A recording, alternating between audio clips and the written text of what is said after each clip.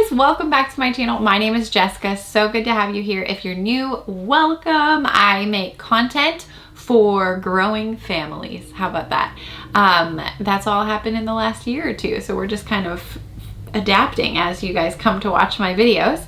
And today's video is about whether or not you should expose your child on social media. Expose is such an intense word. Should you post photos and videos of your kids online? That's the question. It's an awesome question. It's a really important question. I do not have the answer, but I have some thoughts that can hopefully help us find an answer that best sits with our insides as we determine what we're going to do with our own families. This video is a partnership with a brand called Built Bar. Thanks again, Built Bar, for partnering with our family on this one. So this flavor is raspberry. It is made with 100% real chocolate. These bars are awesome for me when I am nursing and I just want something quick, easy. It has lots of protein. This one has 17 grams of protein, 130 calories, and they have 18. Wow, sounds like someone is driving really fast. Okay, they have 18 different flavors, so you will definitely find something that you like. And the texture to me reminds me of a chocolate truffle. Sorry for all of you who actually watch my videos on a weekly basis. You've now heard me say that like 9 times, but it's actually true still.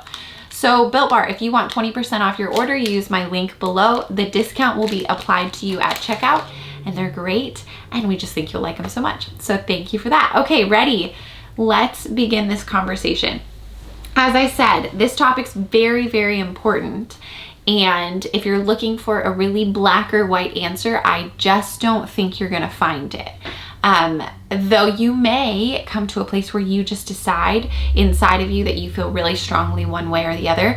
And I actually think you win in this situation, because what I want you to be able to do is, at the end of all of these thoughts, pick the thing that most resonates within you. So as the parent with the social media platforms, what do you feel strongly that you need to do? Do you want to share pictures of your kids? Do you not want to do that?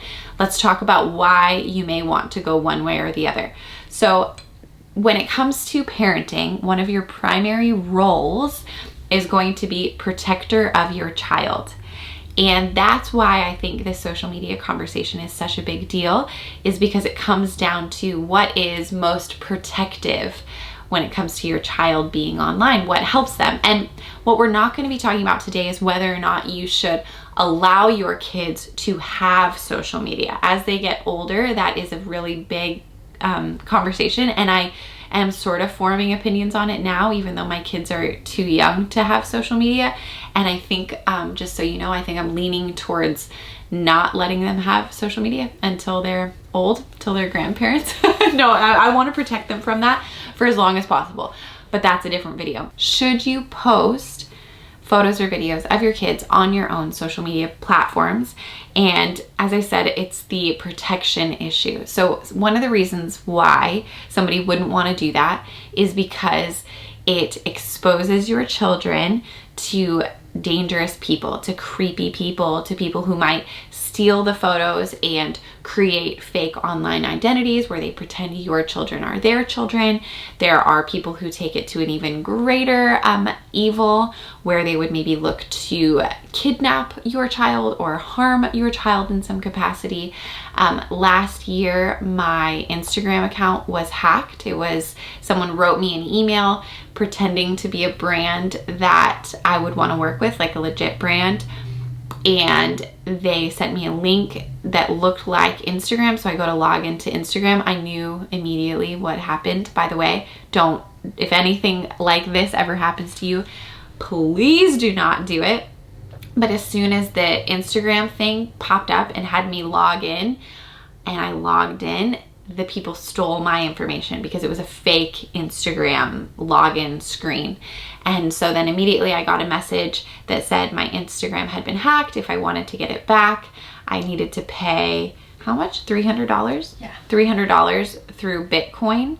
I went back and forth emailing these people trying to get them to give it back. I eventually paid the $300. They never gave my Instagram account back. I contacted Instagram, contacted Facebook. Nobody ever got back to me. Eventually we found someone who is like a friendly hacker who hacks back accounts from hackers, and paid them money to get my account back. And now that person is nowhere to be found on the internet, so that's all a bit mysterious. One thing I will say is that many of you gave me money through Venmo to get my account back, and I am so thankful for you. So if that is you, thank you so much. That meant more to me than you even realize. And it was like the exact amount that we had to pay. Yeah. The money that came in through viewers was the exact amount we paid the friendly hacker to get my money, to get my account back. And that was super encouraging. Mm-hmm. But what all of that helped me to understand is that people are just evil and weird and creepy. And if you are going to be someone who's going to have a public social media account where maybe you're going to be like me and try to gain some income for your family through this account, you're going to want to be extra cautious about how you do that. Yeah, it was pretty freaky. I think now I'm even more protective about, well, I won't go into that just yet. I'm just more protective now. I've learned some lessons. But yeah, people are weird, people are creepy. If you do not post your kids on social media, you avoid a lot of that. So it's kind of an easier way to protect your kids, and then you can put your energy towards protecting them in your real life from real life evil, yucky things that take place and the gross stuff people do.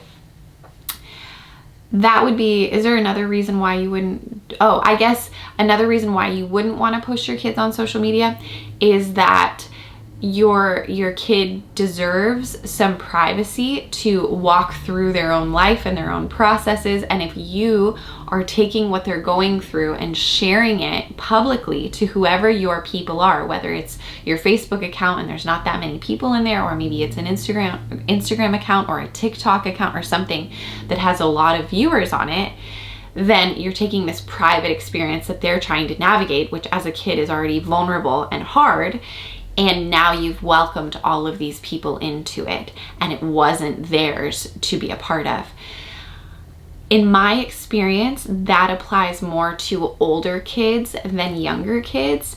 And as someone who is sharing my kids on social media, I am taking that more seriously as my kids get older. So I have a 5-year-old now. So the way that I share her on social media is actually very different than I did 3 years ago. And you can see that firsthand if you go look at my, I don't know, like my Instagram highlights and go over and find some of us living in Barcelona or of Eloise. She's all over my account. And now she is not all over my account. I show her less and less. I also listen to her more. So if she wants to be in a video with me, she's allowed to be in a video with me. But if she doesn't want to be in one, I'm not forcing her to be in them. I don't know. I'm trying to honor her decision-making ability and protect her.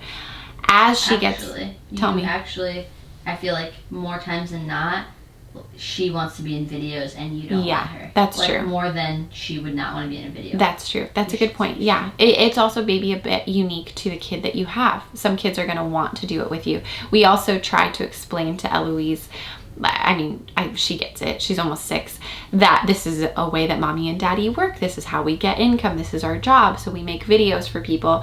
And so then she understands that there's a work aspect to it. She also understands that if mommy is filming something, she needs to have clothes on, that she's not allowed to have any sort of nudity in the background of any videos or something. So trying to protect your kids, if you're going to be sharing them on social media, the obvious stuff is protecting them when it comes to nudity, which that is even a bit controversial, I guess, as far as what different people call nudity. There have been times where I have posted my kids like in swimsuits, and American viewers have written me asking why I would share them in such a nude way, and then Spanish viewers have written asking why I'm so careful, like, because sometimes I'll make comments like, sorry, my kid is wearing this, and Spanish people are like, what are you talking about? Your kid looks fine, everything seems safe. And it's probably because if you go to an American beach, there's not a single nude person. And if you go to a Spanish beach, you're gonna have topless women, and it's just much more the culture to be bare. The way that is influencing social media, I'm not sure. Spanish viewers, feel free to let me know if you guys now are seeing more people not showing their kids on social media, or maybe clothing their kids. I don't know.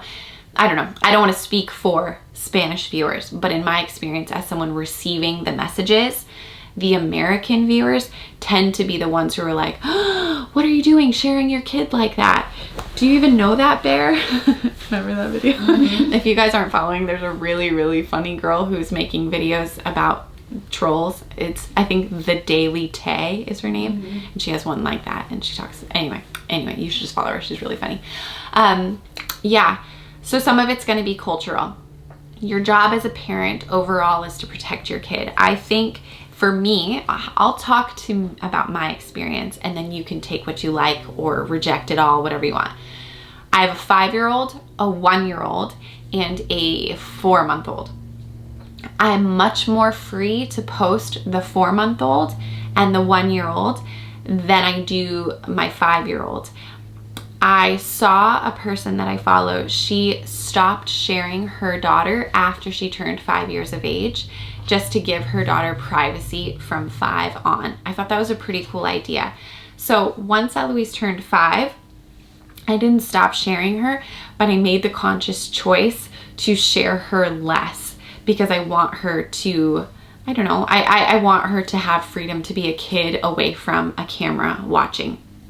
The 4-month-old and the 1-year-old, I share very much as a reflection of my own life. So I center my social media around me, but my primary role right now is mom of young kids. So I'm going to be showing my young kids because I'm showing myself as mother.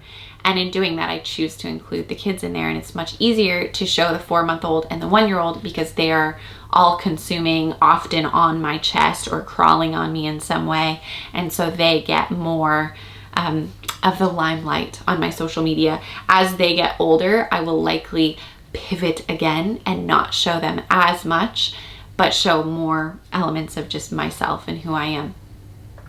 When my kids get even older, say like older elementary school, middle school, high school, they're going to be going through some life processes that are vulnerable, hard, challenging, insecurities, like just stuff, the weird stuff that we have all gone through. They're going to go through that, and I don't want them to feel that I am exploiting the things they go through for personal gain. So that's something that is going to be a heart issue for me. If they're going through something, I'm going to need to use wisdom before I decide to share any part of that with any of my viewers on any of my platforms. I think as a family, we, at least in this time and a few years ago when we had our baby, we determined that we would share ourselves as a family, kind of like follow us as we pursue this best life together that we can figure out. Not a perfect life, not at all, but just you can be a part of this story that we're writing, and hopefully by following our family, you can create a better story for yourselves. That was an actual conversation Sean and I had back when we had Eloise. We may come to a point a few years from now where we decide to show our kids less or not at all. I don't know. I don't think that it needs to be a decision that's a once forever decision. In saying that, I could post a photo of Eloise this morning and this afternoon take the photo down, but it's still on the internet somewhere. People could have screenshot it, people could have saved it somehow. That thing that I may think is gone is very likely not actually gone. So that's something that you want to consider when you're posting photos, videos, stories about your kids, is that it is out into the internet world forever. And that's one of the cautions people have then, is they're saying, well, don't post stuff about your kids, because what if your kid is 15 or 20 and doesn't want that picture of themselves trying to use the potty for the first time out there floating around somewhere. I think it's valid. And so I try and think that through. I still get people who write me saying, how dare you post this thing of your little one doing this? They're not going to like that later. That's okay. If you don't like that, if you are watching someone else post something about their kids, me or anyone else, and you really hate it, don't post that about your own kids. Trust the instinct that you have inside of you. If someone is doing something dangerous and you really, really think it's so dangerous, feel free to tell them. But then in telling them, you have to know that they're responsible to do something with that information. If they're doing something legitimately dangerous, like that child is at risk, unsafe, something is wrong, you can actually tell authorities. You can do something beyond just telling their parent through a DM or something. And I think you should do that. Protect kids, of course, absolutely. There's no question that that's my belief. But if somebody is posting stuff about their kids and it's not unsafe, it just rubs you the wrong way, you can unfollow them, and that ends that for you. It's up to them as parents to determine how they're going to share their kids publicly on the internet. And the best you and I can do is to try and make safe, loving decisions for ourselves and for our family. Most of you watching are not using social media to gain an income for your family. It's not your job. It's a way to connect with people. It's a way to share your life with them. In that case, you could consider to make every account that you have private and take all necessary steps to keep it as private and safe as possible. Never post anything about where you guys live or what school your kids attend or any camps they go to. Don't keep all locations away from it. I think if you're a person using social media for fun, there are a lot of things you can do to make it private. So you could still be sharing your kids with people close to you, and you have a really good handle on who it is that's following you. If you have a public account that is being used for a job or just is so public that you don't know exactly who's watching, then by posting your kids, you're going to want to take some extra steps additionally to make sure that like nobody can figure out where you live. Nobody can figure out what camps your kids attend. Like even more so because now you have exposed a mysterious population of people to some of the private elements of your life. I fall into that category and I need to be careful. And as my accounts have grown, I've seen different ways that I need to do better. I had a time where someone really nicely sent me a message that they had figured out where I lived just based on videos. And this was a woman, a mother, and she was like, hey, I just want you to know, based on the last 3 videos you posted, I was able to figure out what street you live on. And I'm telling you this to protect your kids. She happened to live here not far away, so it wasn't like that creepy. She didn't have to dig that deep to find out where I live, but I appreciated that so much. It actually has changed the way I filmed ever since. So yeah, so for myself, I need to be extra careful. Anybody who falls in the same category or even has a bigger platform, bigger following, be more careful than me. Is there anything else I should say? Even within my own family, my siblings-in-law and myself, we all are different in what we do. So my husband and I have a very public following, and we share our kids in a very public way, and our kids are a part of the videos that we make, and it's kind of a fun family adventure that we all do. I have a sister-in-law that doesn't share any of her family stuff publicly. She does use something, there's I think it's an app called Tiny Beans, pretty sure, where you can, it's almost like social media. She can email us privately pictures of her children, her child, and we get to see it. And so it's sort of like I'm following her Instagram account, but it's a very private way of getting me photos of her family. It's very sweet. So there are ways you can do that. I have my little sister, she does share her family publicly, but just not very often. And then I have a sister-in-law who shares her family publicly, but she has everything set to real private accounts. So I don't know how public the followings are.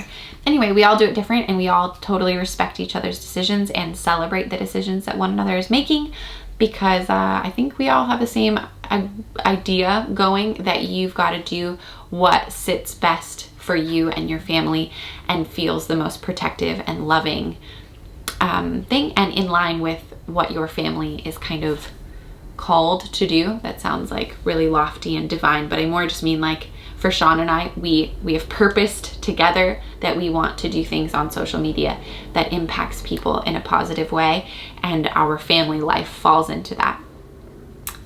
However, I'm gonna add one last thing. about 5 years ago, Sean was posting kind of like daily vlogs every day on his Snapchat, and it was super fun and we loved it. It was called the Sean Hove Reality Show. People followed it. It was awesome. There came a point a couple of years ago where Sean determined that he needed more privacy for himself, that it was getting too much, that many people knew kind of some of the depths of our private life, and it didn't feel safe anymore. It wasn't a nice, safe feeling. It was kind of beyond at that point. And so he determined to stop doing those. And even the switch from my YouTube channel, going from what it used to be to being more parenting focused now, that has actually helped us to have a more clear distinction between private and public. That has evolved and changed over the last 5 years. And 5 years ago it was really fun to do daily posts of stuff going on in our house. But now it's actually nicer to do just like little glimpses here and there and do a weekly YouTube video that is this. So that's how we are doing it, and I look forward to hearing how you guys are doing it. And I'd love to hear comments below. What I will say is please keep the comments productive. So I would imagine a video like this might gather some conflicting ideas, and I really like those and I want them. Just keep it kind. That's what I'd like to say. Thanks so much for watching. If you want to follow more of my family on Instagram, it is at Jess_Hover. If you are a parent looking for more support, we have a private Facebook group called Jess Hover and Friends. Answer the questions, we'll let you in. Really great people in there. And don't forget to shop Very Good Mothers Club for any of your growing family needs. Thank you so much for supporting our business. We're so grateful for you, and we'll see you soon. Okay, bye.